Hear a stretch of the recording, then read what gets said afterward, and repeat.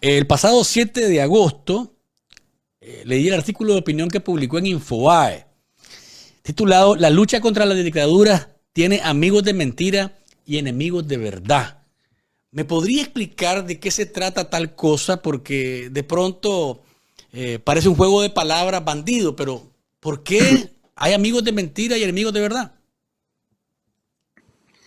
A ver, se trata de que hay cuatro pueblos que están luchando por su libertad en condiciones muy graves, muy delicadas, porque las dictaduras de Cuba, de Nicaragua, de Venezuela y de Bolivia, que son un mismo grupo de delincuencia organizada transnacional que se denomina socialismo del siglo XXI o castrochavismo, ejercen el poder y detentan el poder con terrorismo de Estado. El terrorismo de Estado, como ustedes conocen, son los crímenes que se cometen desde el gobierno con el propósito de generar miedo en la población y de esa manera forzar conductas que de otra forma no se producirían. Se encarcela, se persigue, se tortura, todo lo que está pasando ahora en Nicaragua, en Cuba, en Bolivia, en Venezuela, donde hay presos políticos, donde hay torturados, donde hay violaciones a los derechos humanos, donde hay miles y millones de exiliados y donde para detentar indefinidamente el poder, estos regímenes están dispuestos a cualquier cosa. Esa es la situación que se vive. Pero el mundo no es un mundo librado al arbitrio o a la voluntad de los delincuentes. En el mundo hay leyes. El mundo, después de la Segunda Guerra Mundial, que quiero recordar que es la guerra en la que la democracia le gana al fascismo, establece un orden jurídico internacional fundado en el respeto a la libertad y a los derechos humanos del individuo. Derechos humanos que consagran el derecho a la vida, a la libertad, el derecho al trabajo, la propiedad privada, un conjunto de normas que primero se declaran universalmente por la Declaración Universal de los Derechos del Hombre y después en las Américas se vuelven ley internacional con la Convención de San José de Costa Rica, que es la Convención Interamericana de Derechos Humanos. Además de eso, tenemos la Carta Democrática Interamericana, que proclama en su artículo primero que la democracia es un derecho de los pueblos de las Américas y que los gobiernos tienen la obligación de protegerla y defenderla. Además de eso, tenemos la Convención de Palermo del año 2000, que es una convención contra el crimen organizado transnacional que establece que la gente que cometa crímenes en grupos de 4 o más personas, sin importar dónde las cometa o dónde estén, si tienen efectos en otros países, pueden ser objeto de juzgamiento y pueden ser objeto de persecución, porque la regla de la Convención de Palermo es que no debe haber en el mundo un lugar donde los criminales se escondan, donde los criminales se protejan y donde guarden o protejan o disfruten el resultado de sus delitos. Además de eso está el Estatuto de Roma, que establece el juzgamiento de crímenes de lesa humanidad, y está la Corte Penal Internacional y una serie de otras normas, he citado simplemente las más importantes. Entonces, no puede ser que en pleno siglo XXI 4 regímenes criminales estén cometiendo a vista y paciencia de todo el mundo delitos de lesa humanidad, estén ejerciendo el poder con terrorismo de Estado y además hayan hecho sus países narcoestados. Estamos hablando de la Cuba de los Castro Díaz-Canel, que lidera este grupo. Estamos hablando de la Venezuela que empezó Chávez y ahora gobierna Maduro con Diosdado Cabello. Estamos hablando de la Nicaragua de Ortega y de Murillo. Estamos hablando de la Bolivia de Evo Morales y Arce Catacora. En todos estos países, la simple observación de la realidad objetiva muestra que hay presos políticos, muestra que se utiliza el sistema de una justicia que solo tiene el nombre de justicia, pero que en verdad son verdugos que linchan a la gente para acusarla de delitos que nunca han cometido, falsifican la acusación falsifican la prueba, falsifican el proceso y todo lo que hay es un retorno a la barbarie que debió haber desaparecido en el siglo XX y en el siglo XXI. Entonces, esta mi columna, que es un ensayo que titula La lucha contra las dictaduras tiene amigos de mentira y enemigos de verdad, es una descripción de esta realidad objetiva de manera mucho más resumida, que muestra que la gente llamada a cumplir las leyes y las normas internacionales respecto a los gobiernos que son criminales, no son políticos, respecto a los regímenes dictatoriales de crimen organizado de Cuba,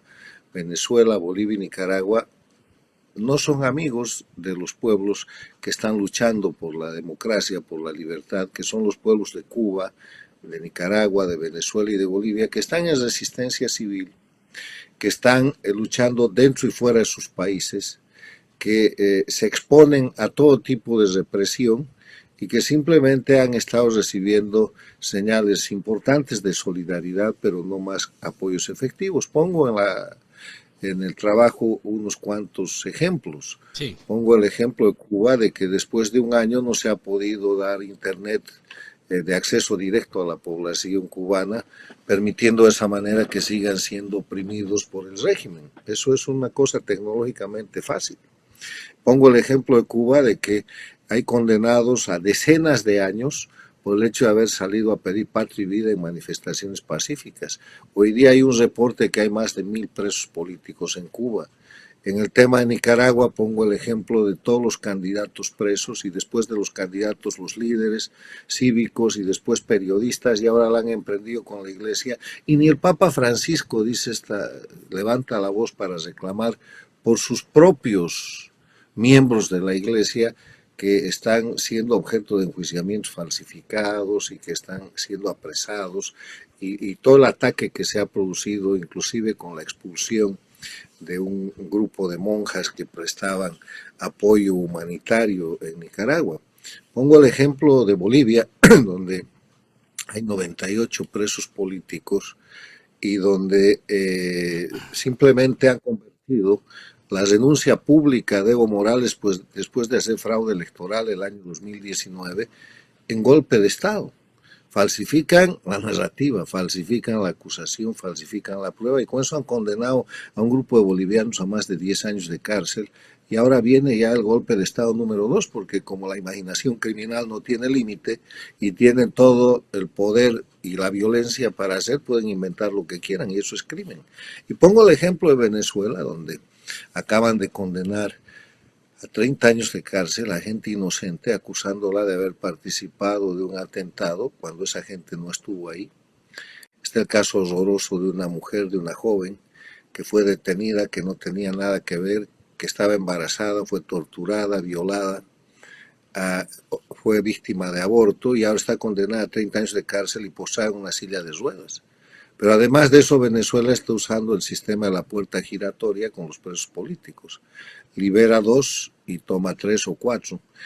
Sistema que además es un antiguo mecanismo utilizado por la dictadura castrista desde el 59. Entonces, en ese escenario, el decir la lucha contra las dictaduras tiene amigos de mentira, yo termino la columna diciendo parece que tiene amigos de mentira, mientras que los enemigos son de verdad, porque los enemigos están respondiendo al llamado al combate que hace el 11 de julio del año pasado el dictador Díaz-Canel, que es el llamado a matar a la gente, que es el llamado a apresar a la gente, que es el llamado a golpear, masacrar a gente pacífica y desarmada en Cuba y en el resto de los países controlados por Cuba. Entonces, esta es una reflexión para decir, bueno, hay que hacer algo. Estados Unidos ha tomado medidas, pero Estados Unidos parece solo, y más bien los sancionados, que son criminales, asumen el papel de víctimas. Cuba, la dictadura de Cuba asume el papel de víctima frente a las sanciones que le establece Estados Unidos contra actos criminales de personajes criminales que están ejerciendo terrorismo de Estado contra la población cubana. Entonces, es un llamado a la reflexión en un momento muy importante en el que el mensaje es este: no nos podemos acostumbrar en los países donde todavía hay libertad y todavía hay democracia a que en las inmediaciones y en la América y en las proximidades de estos países con libertad y democracia se estén cometiendo todos los días crímenes de lesa humanidad, se esté apresando injustamente a la gente, usando la justicia como un sistema de linchamiento, se esté usando la tortura, se esté asesinando a la gente y además se haga todo en el marco de verdaderos narcoestados que son Cuba, Venezuela, Bolivia y Nicaragua. Ahora, de eso se trata. sí. Ahora, doctor, usted mencionaba que la Carta Democrática Interamericana dice que los países deben cumplir y defender la democracia. Pero vemos que, por ejemplo, el modelo de Ortega se está exportando más bien. O sea, allá cuando la Carta Democrática fue aprobada, en el año 2000, 2001, había nada más una dictadura en la región. Ahora hay 3, 4. Y en el centro de las Américas vemos algunas actitudes, algunos avances que son muy parecidos a los de Ortega en Nicaragua. ¿De qué estamos hablando frente a esa herramienta que se llama Carta Democrática y de qué estamos hablando en el actuar de los países que dicen que son democráticos? Bueno, estamos hablando primero que este no es el modelo de Ortega. Usted le está dando demasiada importancia a un personaje que es cruel, que es sanguinario y que es criminal, pero que solamente es uno de los títeres del castrismo en el siglo XX, porque el movimiento sandinista lo crea. Quizás lo que hago, doctor, es por la particularidad que tiene Ortega de ser tan malvado, ¿no? Pero él es un títere del castrochavismo. Ortega vuelve al poder el 2007 de la mano del proyecto digitado por Cuba y Venezuela. Lo sostienen ahí, aplica la metodología de extorsión y de transacción con criminales de la política nicaragüense y entonces esos con representación parlamentaria votan para que Ortega se perpetúe y ahí están.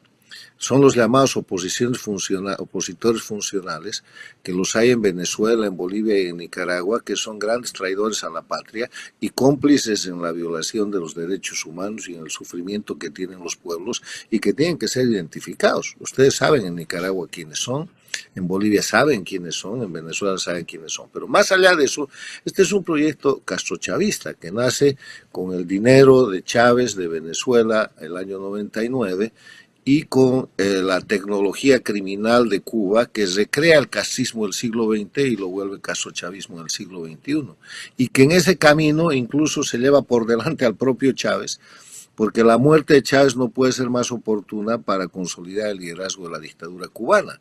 Hasta que Chávez vivía, Chávez era el jefe y Fidel Castro era el segundo de a bordo.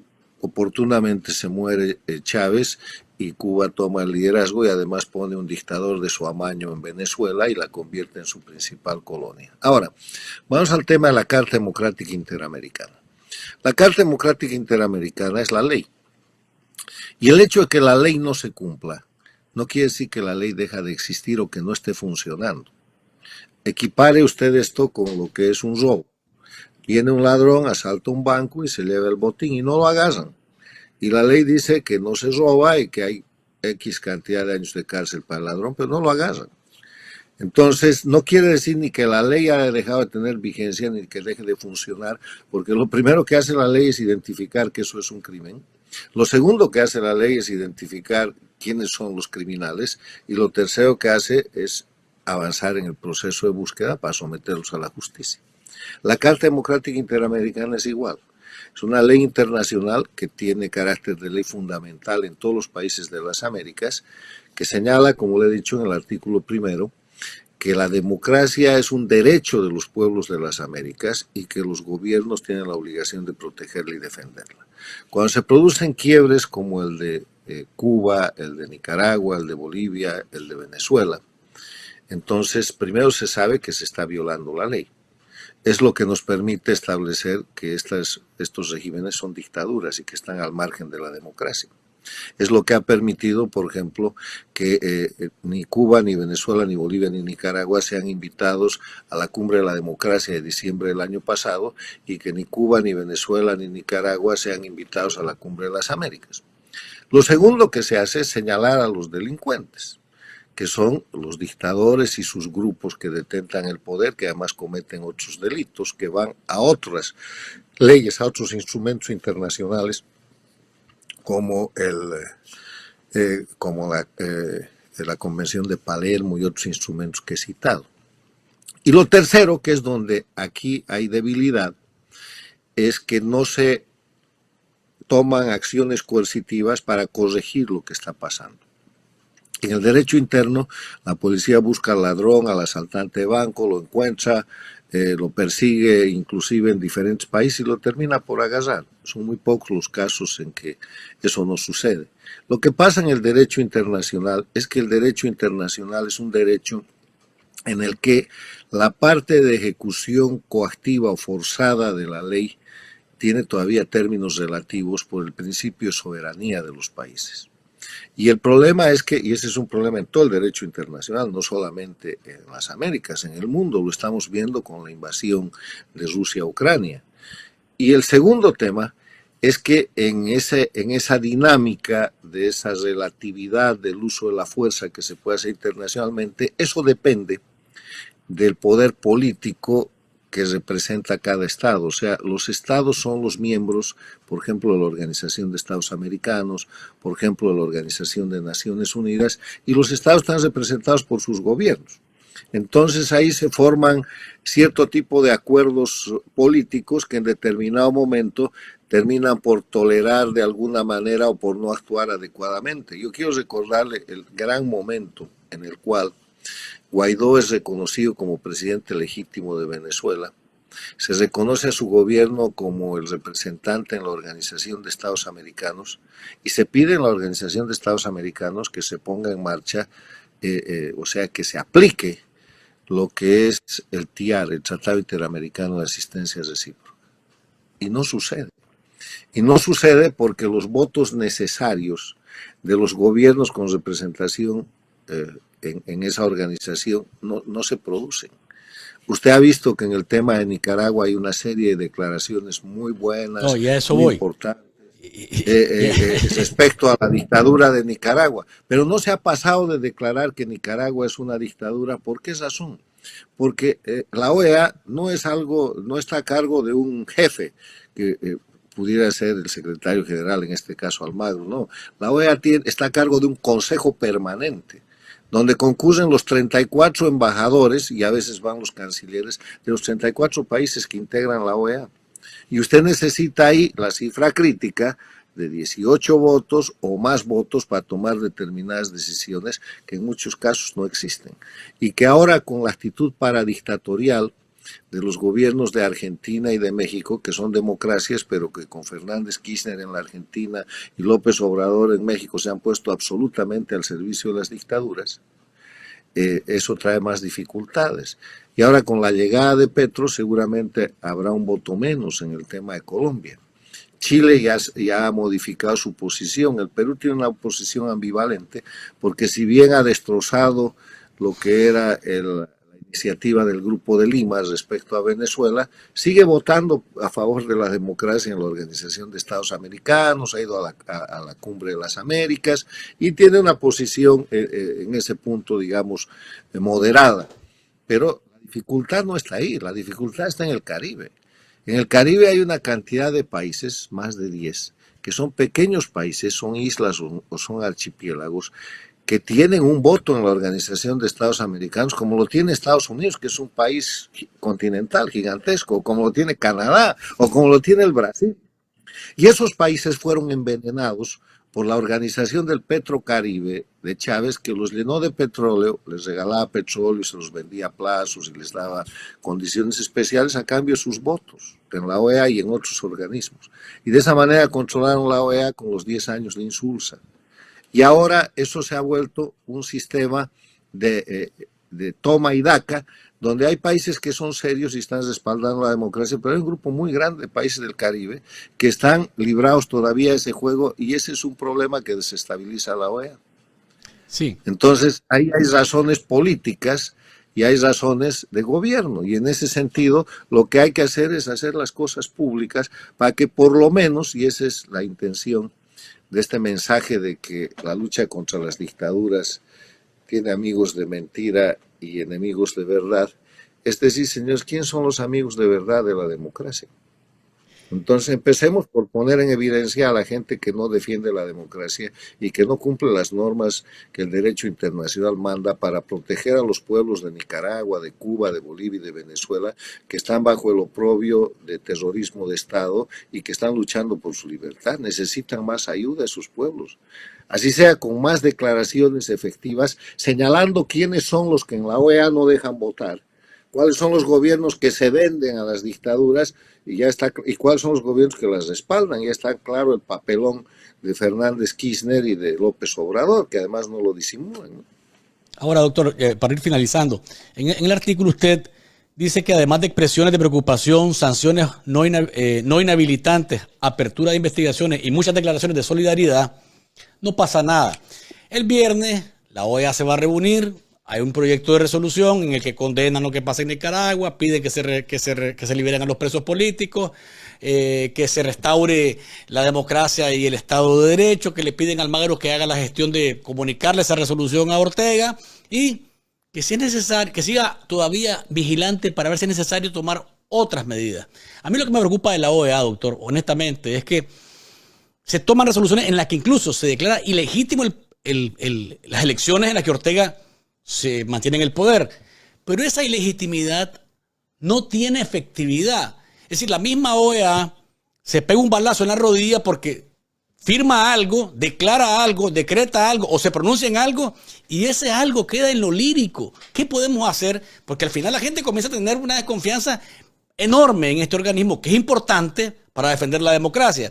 Pero a la hora de defenderla con herramientas y con presiones como las que usted menciona, con sanciones inhabilitantes, con presión de verdad, no está haciéndolo. Mire, la narrativa que usted me está dando es la que le gusta a las dictaduras, porque la OEA estaba mucho peor en manos de Insulza. No hacía nada, ni declaraciones. Y en ese tiempo, en el tiempo de Insulza, 10 años, las dictaduras de Cuba, de Venezuela, de Bolivia y de Nicaragua eran reconocidas como democracias. Uno de los avances importantes de la OEA es que ha señalado estos regímenes como regímenes no democráticos y los señala ahora como dictaduras, a Cuba, Venezuela, Nicaragua. Bolivia todavía sigue navegando con bandera de democracia porque está amparada en el fraude electoral que hizo el año 2020, en el cual toda la oposición funcional declaró que había perdido la elección. Pero es una dictadura. Entonces, mire la diferencia de importancia que hay, porque ese hecho de señalar que Nicaragua es dictadura y que salga una resolución más, le ha ido cerrando a Nicaragua, por ejemplo, el financiamiento en los organismos económicos multilaterales. Pues no del todo, en Nicaragua algún no momento, necesita. en alguna medida, pues. Bueno, se va cerrando, no, se va cerrando. Es que yo lo que le quiero decir también, que en la vida de los pueblos, en la historia, 10 años es un párrafo, Luis. En la vida de los hombres es mucho tiempo. Entonces nosotros miramos esto de acuerdo a la angustia natural del tiempo del ser humano. Pero institucionalmente yo creo que en la OEA ha habido un gran avance y ese avance está demostrado por una cosa. La OEA está bajo conspiración del castrochavismo. La OEA y otros organismos internacionales están bajo ataque directo a esta gente. Acaba de posesionarse Petro diciendo que hay que acabar con el sistema de lucha contra el narcotráfico. La DEA es sin duda uno de los organismos más atacados por el castrochavismo. La OEA es uno de los organismos grandemente atacados. Todo lo que está buscando esta gente es la destitución de Almagro, porque quieren un Insulza. Entonces no se preocupe si este viernes sale una nueva declaración y ojalá tengan los votos para sacarla.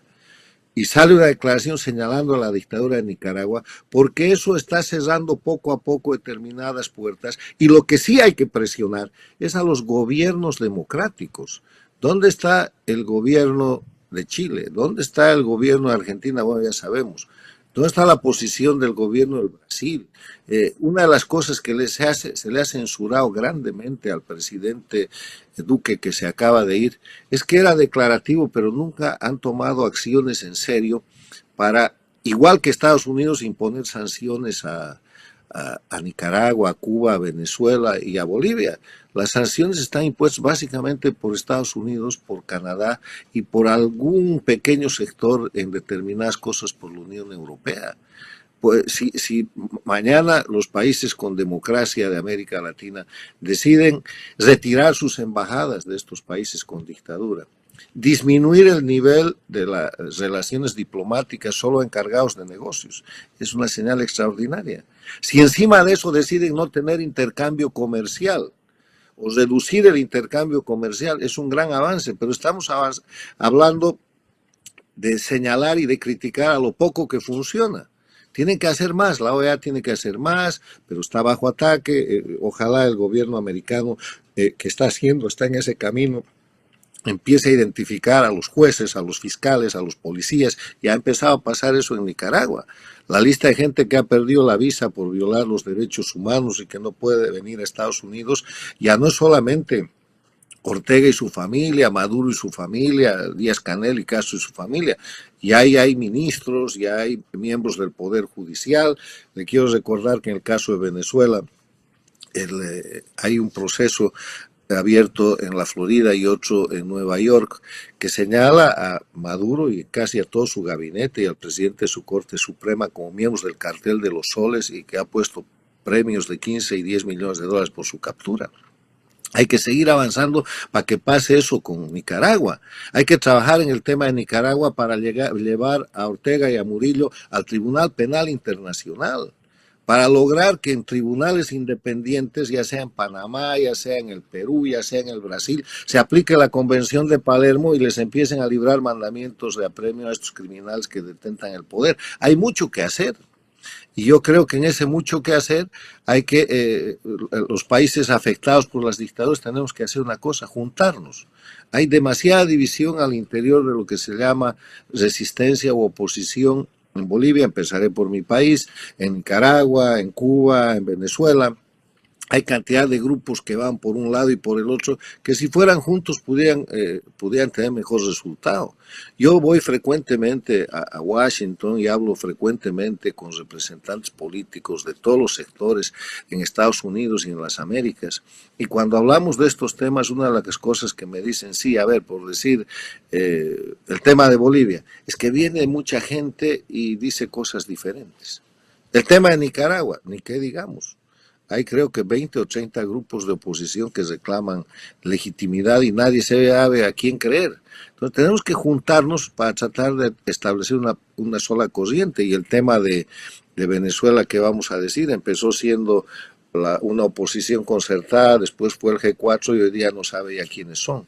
Entonces, de eso se aprovechan, porque una de las estrategias fundamentales de las dictaduras castrochavistas es generar división en la oposición a través del miedo, a través del soborno, a través de mecanismos ilícitos. O sea que yo creo que en el tema de la resistencia civil estamos mal, pero vamos bien.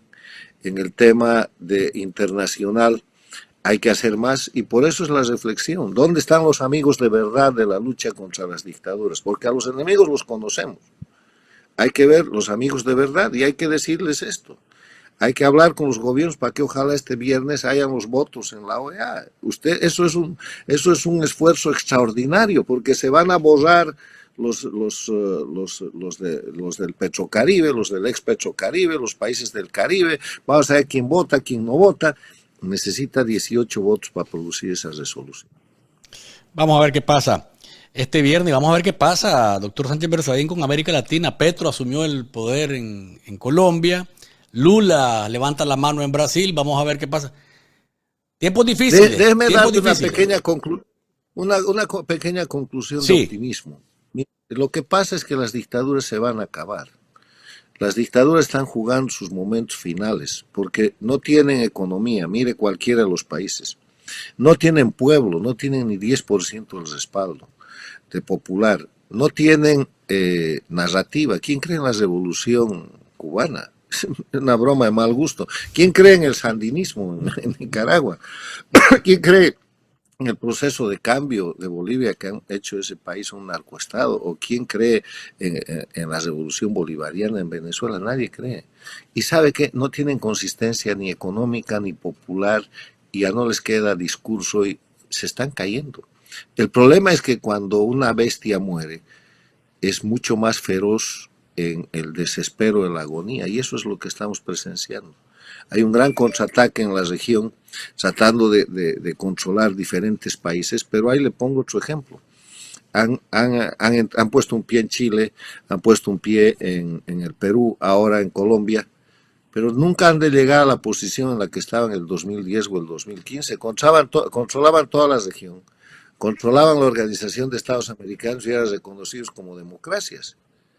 O sea, ahora tienen avances, digamos, tácticos donde no pueden establecer dictaduras. No van a hacer del Perú una dictadura, no van a hacer de Chile una dictadura, no van a hacer de Colombia una dictadura. Lo hicieron en Venezuela, en Nicaragua y en Bolivia porque en ese momento tenían más fuerza.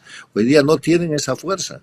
Van a pasar como han pasado los gobiernos de Brasil con Lula y Rousseff, el gobierno de Lugo, del cura Lugo en el Paraguay, obispo, el gobierno de José en el Uruguay, de Pepe Mujica, el gobierno el primer gobierno de los Kirchner en la Argentina, eran gobiernos castrochavistas, pero nunca lograron quebrar el sistema democrático como sucedió en Bolivia, Nicaragua y Venezuela, y salieron y entregaron el poder.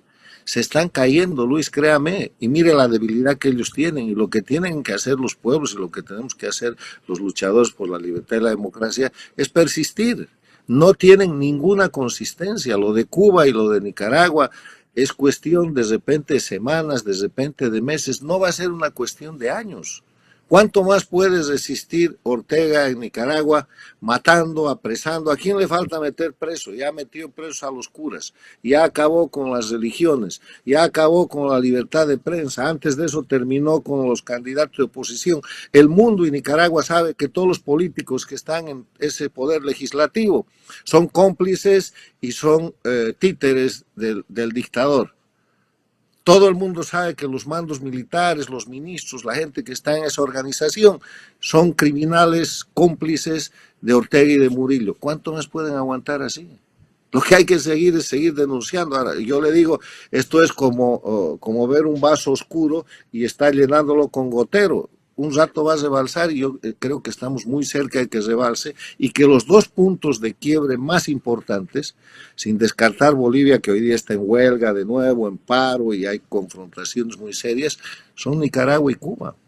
No tienen ninguna consistencia esas dictaduras y la ventaja que le tienen a Bolivia es que están puestos en evidencia en el sistema internacional. ¿Quién en el mundo democrático duda que Nicaragua es una dictadura sanguinaria y que Ortega es un tirano? Nadie. Eso no pasaba hace un año. Así es. El avance es realmente importante porque primero es la identificación y la descripción del adversario. Había gente que creía que Hitler era un liberador, hasta que Hitler se quitó la máscara, masacró toda Europa y cuando terminó la Segunda Guerra Mundial se siguieron viendo sus crímenes. Entonces, esto puede tardar. Mire lo que pasó en el tema de la disolución de la ex Yugoslavia, pero esa gente ha terminado en tribunales internacionales y ha terminado presa. Y por eso es que gente como Maduro, gente como Evo Morales, gente como Ortega y Murillo y gente como Castro y Díaz-Canel se aferran al poder, porque saben que sin poder el próximo paso es la cárcel. Así Ahí es. está la dificultad. Así es, doctor O Sánchez. sea, que ánimo, que las cosas van bien. La democracia tiene problemas, pero las dictaduras están peor y están en una fase de agotamiento en la que no hay capacidad de que se reciclen. ¿Quién le va a dar plata a Cuba? ¿China? ¿Rusia? ¿De dónde van a sacar otra Unión Soviética u otra Venezuela con Chávez que ya han desvestido? ¿Dónde está el dinero para que sobreviva esa dictadura? No hay. ¿Cómo va a sobrevivir la dictadura en Nicaragua totalmente aislada? Está en un proceso de aislamiento total y totalmente identificada como criminal y como narcoestado. No tienen viabilidad. Solamente se sostienen por el poder de las armas y la violencia y eso no es eterno, definitivamente. No dura, se está agotando cada vez más. A llegar un día que no va a tener balas, y a llegar un día que no va a tener gente que quiera hacer la represión. Porque cuando se va poniendo eso en evidencia, la gente no quiere seguir siendo cómplice y se pasa al otro lado. Uno de los grandes ejemplos de eso es la derrota pacífica que Gandhi le da al gran imperio de la Gran Bretaña, pero hay muchos más ejemplos de aquellos sin ser tan extremos ni tan largos como eso. Las dictaduras se están cayendo, don Luis, créame. Lo creo, doctor. Lo que pasa es que la desesperación alcanza y lógicamente que uno quisiera que fuera al día siguiente o en la siguiente hora que estos sistemas se derrumbaran completamente. Siempre es un placer tenerlo con nosotros, doctor. Gracias por habernos acompañado y hasta la próxima que podamos tomarnos un cafecito.